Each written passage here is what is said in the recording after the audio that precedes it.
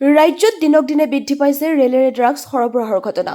ৰঙিয়াৰ rail জংচনত rail আৰক্ষীৰ জালত ড্ৰাগছসহ সৰবৰাহকাৰী।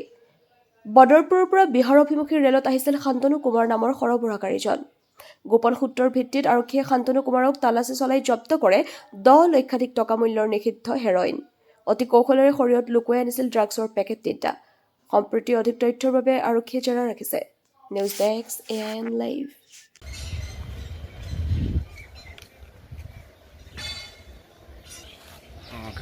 দৰাচলতে এইটো প্লেন কৰি হেৰি লাগিছে পুৰা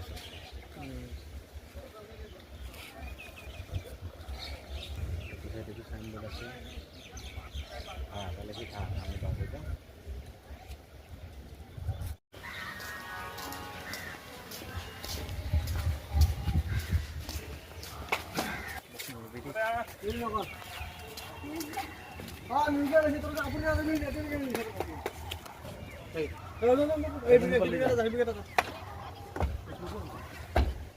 কাক দিছে না এইটো এইফালে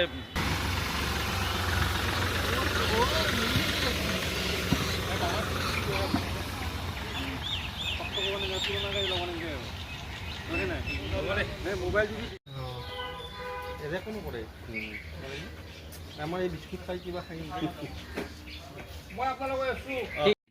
যিকোনো খবৰ আৰু বিজ্ঞাপনৰ বাবে যোগাযোগ কৰক 7896121996।